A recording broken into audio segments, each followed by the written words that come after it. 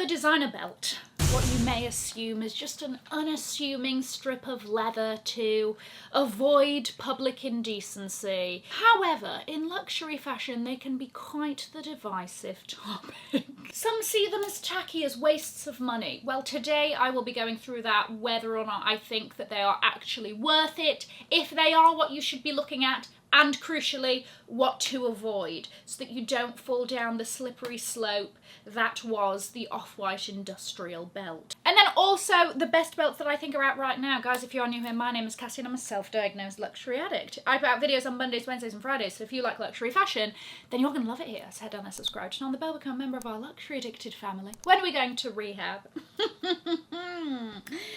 Never. Whilst, yes, a belt is there to hold our bottoms up, a luxury belt specifically can be used to elevate an outfit. And I'm not using the term elevate in like, because it's designer it elevates an outfit. No, I mean it as it can be another way to sort of play with an outfit, to belt a blazer, or to add a little something else to a look, another accessory, to amp up your outfit. And there are a wide range of belts. We're not just talking about a normal leather belt that goes through your jeans that isn't saying much, isn't doing much. You know, you've got skinny belts, you've got wider everyday belts that are thick enough to hold your jeans up, you've got ultra wide belts that are meant to be worn around the waist to give a little bit of shape to an outfit. They are also seen to be a bit of like an introductory piece to luxury fashion, right?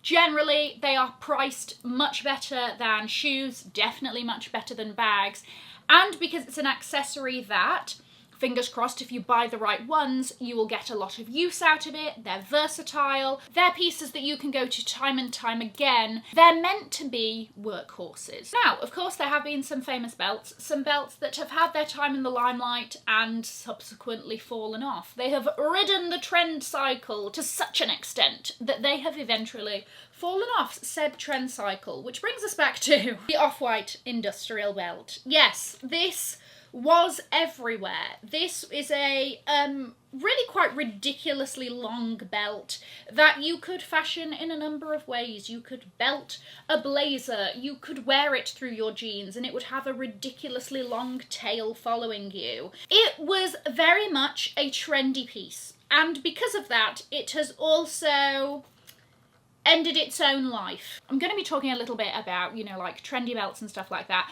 If this is still very much your vibe, good for you, okay? If you are also somebody that doesn't take any notice when it comes to trends and you're going to do your own thing, also good for you. But I'm just talking in the grand scheme of trends, we really don't see her around anymore. You've got the very recognisable Louis Vuitton monogram belt, okay? I had one of these.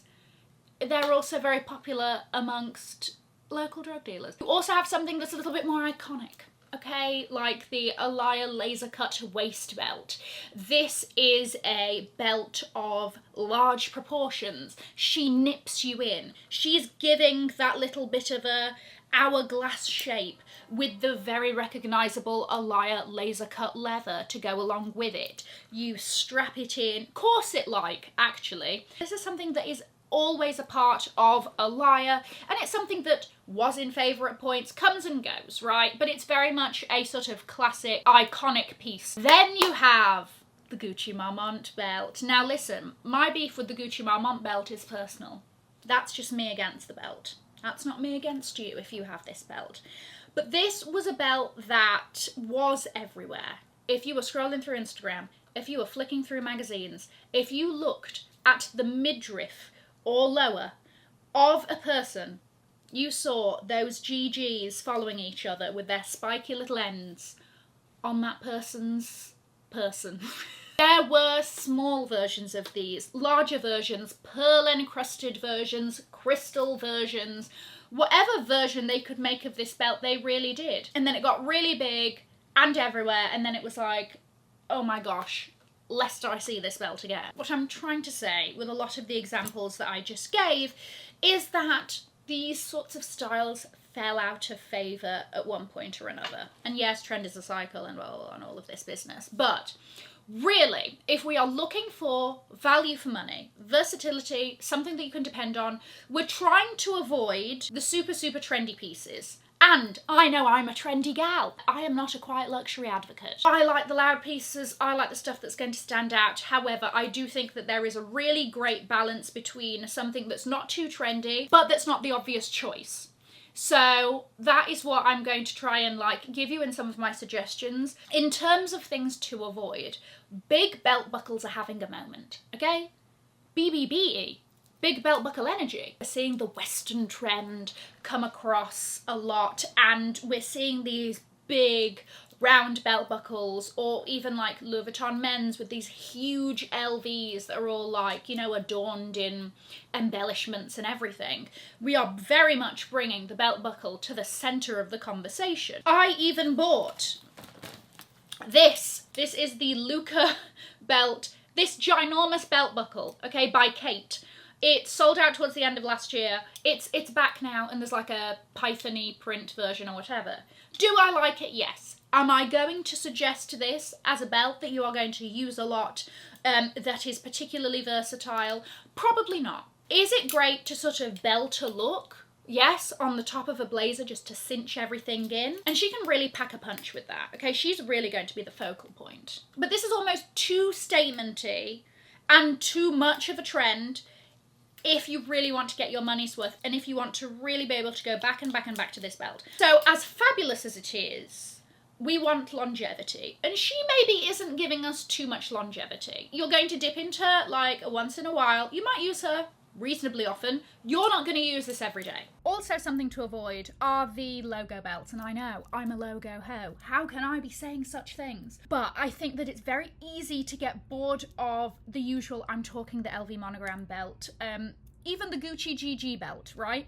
There are other sort of brands whose logos are a little bit more inconspicuous. The Loewe anagram, Celine Triomphe, even the Christian Dior CD isn't that obvious. It means that if you live a logo life in other pieces of yours, ready to wear or whatever, or, a heavily logoed bag, sometimes it feels like it's easy to overdo it with the belt as well. So if you have a little bit more of a simple belt where maybe your focus is on abstract hardware and not necessarily a logo, that can give a very cool vibe, and you do the logo elsewhere. I would also say to avoid rope designs, and what I mean by this is, you really kind of have two main sorts of belt fastens. You're going to have the ones like this which threads through a hole, okay, or you're going to have the ones like this which sort of pops through the hole, right? It has its little dingy there, it goes through the hole, you're done, okay? So you're threading through or you're popping in. Those are the main differences. The ones with a sort of rope fasten that require you to tie it or fasten it, I find to be annoying. And I know that some people like it because it's different every time. I actually want consistency. So that's just on me there. I find them annoying, and I also find that they don't do their job. As in, you're having to adjust, you're having to, every time you sit down, you get back at, let's do that again, so that everything feels like it's going to stay upright. And that just isn't something that I particularly enjoy having to adjust throughout the day. I would also say to avoid woven designs. Now, there are some sorts of exceptions to this, but there is that sort of very traditional woven belt design that, number one, I don't think that they're as hard wearing, because you're not dealing with one thick piece of leather, you're dealing with lots of thin pieces. The shape of the belt can be warped quite easily. I do feel like it feels a bit seasonal, it feels a bit spring-summery. It doesn't necessarily feel like it's going to work well for autumn-winter, and we want versatility, okay? Top of mind. We are looking for dependable belts that suit you, that are going to stand the test of time. Whilst, yes, an obvious choice, one of my most used belts is the Hermes H belt kit. So there are two parts to this belt kit, and you buy them sort of separately. You can buy these separately, you can't buy these separately, something like that. I have had this for 4 years, 5 years, something like that. It is a reversible belt. They are not the only brand to do this. I have some other brand suggestions that are also reversible. So we can give neutral and we can give a pop of colour. I enjoy that. The thing with the Hermes H belts is that a lot of people, they kind of have a bad reputation because everybody seems to be buying that 1H belt buckle.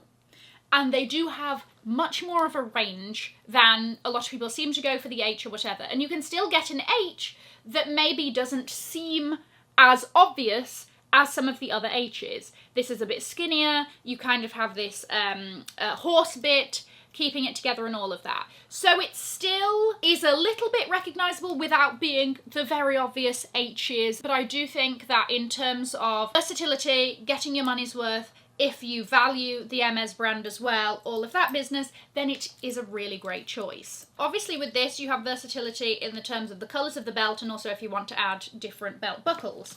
But again, I know, sorry, another Hermes option, but the Hermes Kelly belt. Now, this is versatile in a different way. This is a skinny belt. Once again, this is something that I gravitate towards a lot and works for a lot of my trousers. Even if I have belt loops on a skirt, it's great. So there's a time and a place for a skinny belt, I will say. And I love this sort of like pop of hardware here. Now, the great thing about the Hermes Kelly belt is that its width is its diameter is adjustable, right? It does give you a little bit of versatility with, for example, like wearing on a high-waisted jean and a mid-rise jean, because sometimes you're like, oh my gosh, I don't want to put any more belt holes in, flap on it, you know, like the tail is too long if you put more belt holes. So something like this gives a bit of a cleaner look with the added bonus of it being adjustable. The width is definitely a consideration that you want to think about. This is 18mm and this is 32.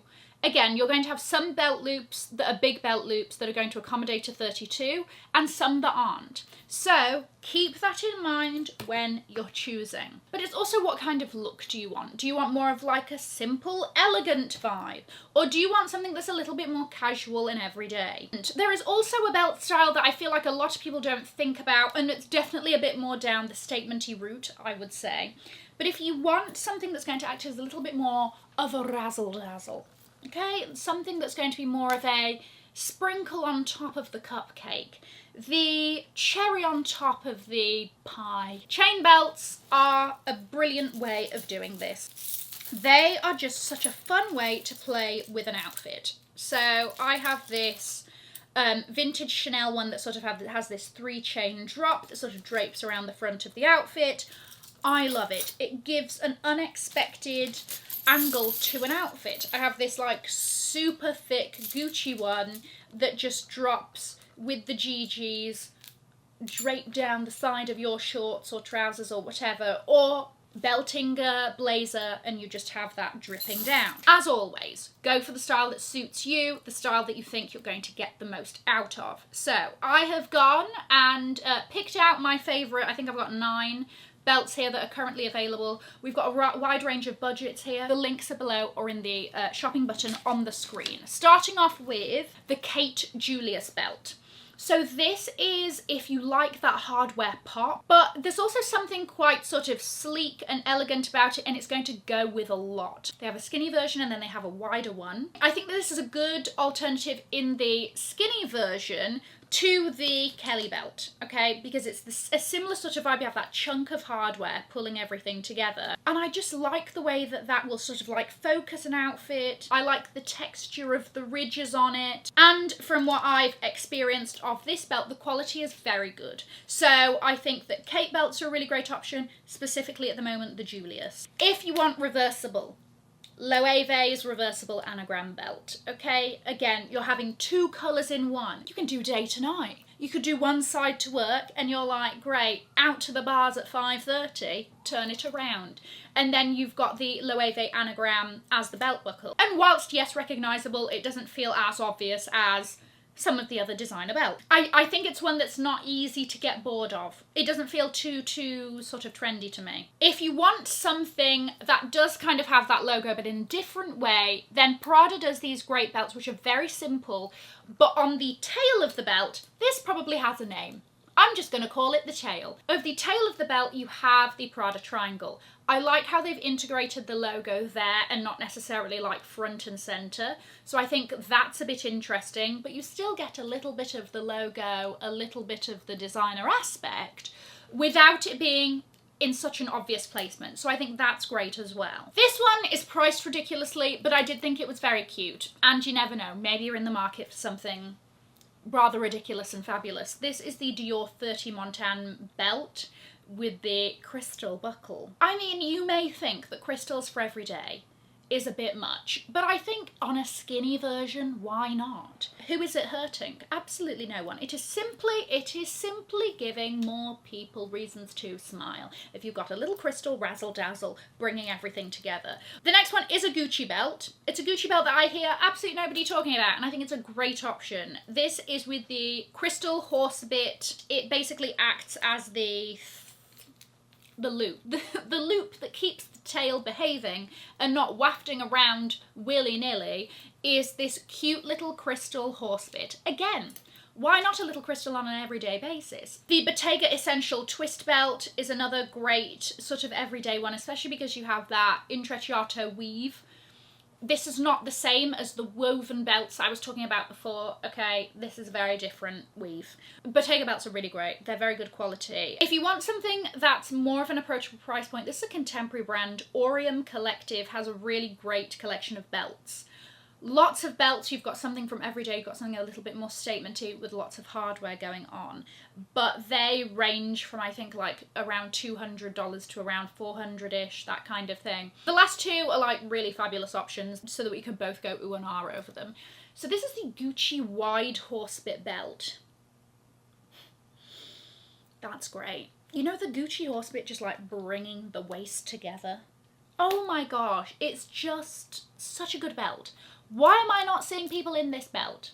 Well, because maybe the price. But also, it's a very nice belt, okay? Over a blazer, as they've styled it with like bringing together the top and the bottom of an outfit. Recognisably Gucci, because you have this horsebit, but it's not shouty logo Gigi Marmont, you know? And then finally, because I love Alaïa belts, this bumper belt is just a sexy little swoosh of hardware that goes across the midriff or wherever you want to put it, and it just pops.